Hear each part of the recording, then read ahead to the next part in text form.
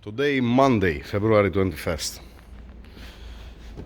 So, it's cold. We haven't started since Saturday. Let's hear the cold start.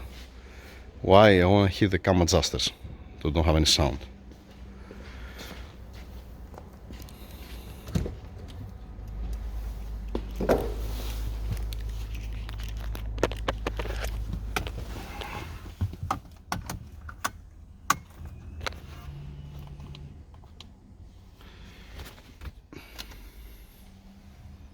All right, let's keep that. Bye.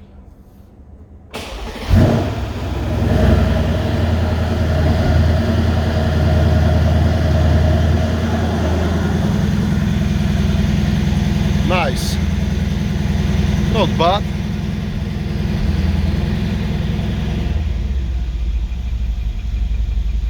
Not bad at all for a gold start.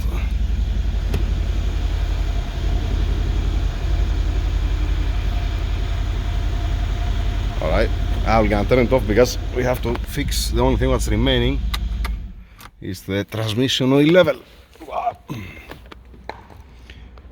And then I'm gonna connect the original diagnostic to see about the airbag, because the owner told me that there was not airbag light before, and now on the launch I can see the faults, but they are stored. It's not a current fault. I'm gonna put the original diagnostic to see if I can delete it from there. I can erase it from there. Things that I don't like. Yeah, okay. Alright. I don't like that it's missing this plastic here, and they inform me that it's missing also the transmission cover. That means there is the plastic cover for the bumper, the underneath cover, the one for the engine, but for the transmission is not existing. So I already checked the coolant, I already checked the coolant for the radiator, the coolant for the intercooler. I actuate the intercooler pump. It's already been bleeded from here, there is no air inside. Oil level done, only transmission oil level need, not now, later on. Now we're gonna bring the original diagnostic just to try to clear the stupid faults for the airbags. Because they're stored, like I said, and I cannot delete it from the launch. Don't ask me why. That's it for now. Later on, test drive with the owner, checking the car, that's okay, that's not misfiring, let us say, from any coil or something, that everything is how it's supposed to be. Air conditioner already charged it. We are looking good. Today we're gonna release the car. I connect the original diagnostic, I try to clear the faults I cannot clear it, alright. Then the customer, he told me that they might change the seat belts. I have no clue about that. Then he said that they remove the passenger seat, I don't know why, and they connect these controllers upside down. Okay, now what did I found? What did I found? I found the health report that we did before we touched the engine, when it came here, the car. Let me show you the date. And I have it also on the diagnostic. Okay, 1 second. Did I cover everything? Yes, I cover everything. This is 4th of January 2022 at 4:30. I didn't touch the engine that time. Alright, and these are the faults. Here down it says left front reversible emergency tensioning retractor A76, 6 problems. Now let's change it, the page, and we have the same faults what I see also on the original diagnostic. That's the same faults. Yep. Okay. The rain sensor still has a fault. It has malfunction. Okay, these faults I cannot erase it, and like I said to the owner, it's beyond my skills. And if it was not there before, I have the health report before we even touch the car. We just make one health report at the beginning to see in which condition is the car. Like always. So, what's going on with the seat belt? need to come the electrician here to have a look on it, to check it probably. Moving on with the transmission oil level and at the end test drive. Okay, let me make myself clear. When it comes a car here for a checkup and it's misfiring and has a check engine on, our priority is to make a health report, to understand what's going on, what faults has the ECU. If the car, it comes here for checkup but does have the check engine light on, and if it's working fine, we can delay the health report and we can make it at the end, let us say, when we finish. If he wants, let us say, the customer a full checkup and he needs a service, let us say, we finish the service, we finish the checkup, and then we make one health report at the end to make sure that everything's fine. Okay, so in this case, like in any other case with the misfiring and sound of the engine, we make a health report from before. We make ignition on and we just make a health report. So now the owner, he sent me a picture from that he was driving the car and he didn't have anything on the instrument cluster. It's fine, I believe you, I didn't say something. The thing is, from my point of view, whatever has to do with the engine, whatever has to do with the transmission, whatever has to do with the wiring there on the battery, this is with what we mess with. What does mean that one? First of all, the fault was already there, and because of these faults, definitely you can have the light inside the instrument cluster. That's the number one. There is a software error and a couple of other faults that honestly I have no clue what kind of faults and how to fix this one. It's beyond my skills, like I said. Now, if there is any fault with the engine, if there is any fault with the transmission, or if there is any fault with the battery from there, with the cables, what we mess with, let us say, then yes, I understand. But whatever has to do with the seat belts, example, in this case, we never touch the seat belts. I touched it today, the seat belts, to see just to see that it's retracting and they're locking. You know, this that's locked, and when you buckle up there, you see that's turning it, it's pulling it inside. Yeah. So again, I'm sorry, but I cannot do nothing for that.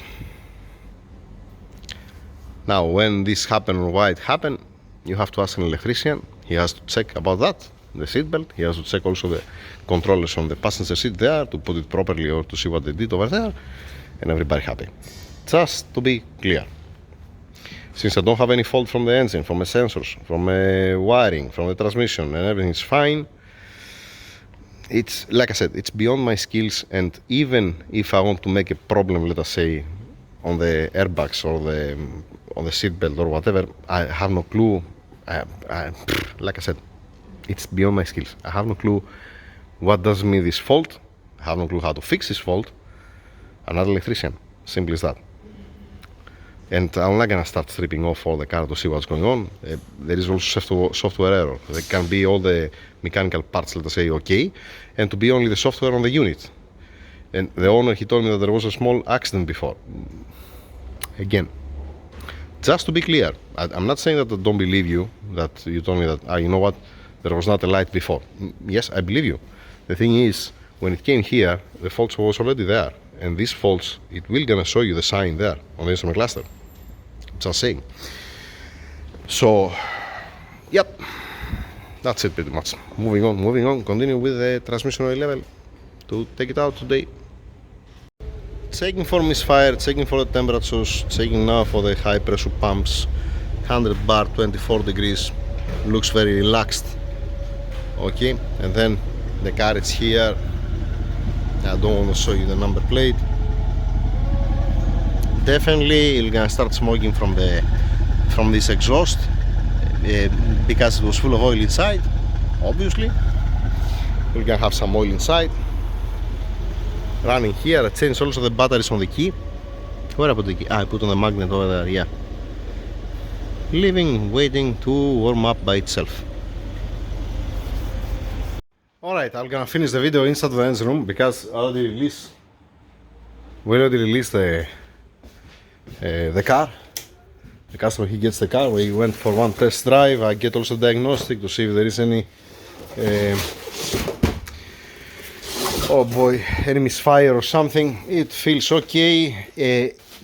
Definitely it's gonna feel a little bit weird for the first 500 kilometers.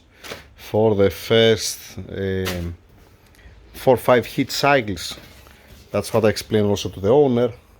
They're looking good here. Yeah, all right. So why is that? Think about it. The exhaust has some oil, the bank too.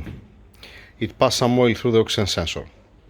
You need to drive the car to burn a little bit the exhaust, to smoke everything back, and then you're gonna be settled. I reset also the cold start adaptations, what was have the option there from the ECU. The adaptation for the camshafts, and need at least 1 day to start smoothing everything out. Plus there is a possibility, let us say, one ignition coil to give up. Yes, there is a possibility. I have another 8 ignition coils, used one from the other engine, that if there is a case, we can replace it. We're gonna see that. So that's why I'm saying, for the first 500 kilometers, yes, it should feel weird, not something crazy, but it's not gonna be like if you make the first 500 kilometers. This is how, okay? So, important thing, just have an eye before you start. I'm gonna repeat it also here on the video. Before you start in the morning the engine, just to have an eye on the coolant.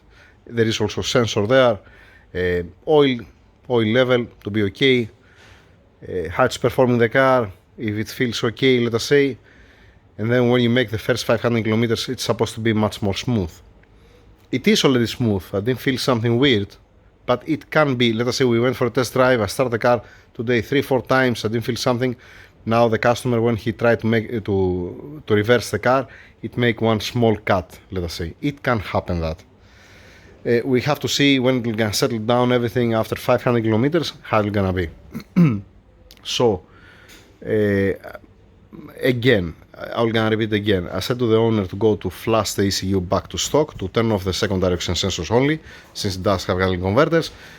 Check the software, let us say, for the SRS, for the airbags, to see if it's just only to flash the software or something. I have no clue what's that. To don't have any lights, let us say, on the instrument cluster, to be nice and clean. And that's it. You don't have to afraid the car. You have to drive it normal, not pedal to the metal, and not like you're afraid something. Normal driving, warming it up a little bit.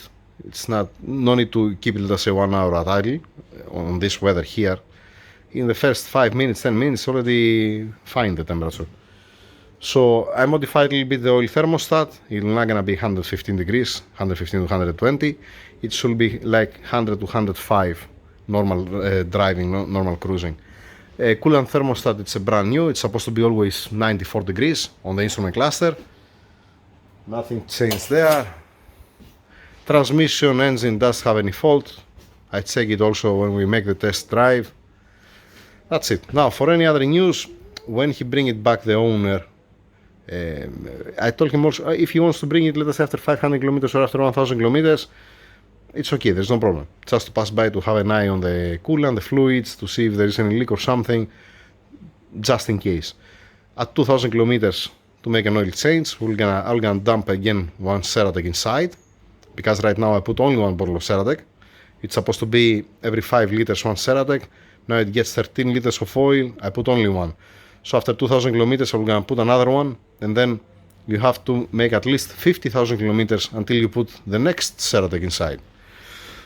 So that's it for now. Thank you. I'm going to fix now another engine. Yay.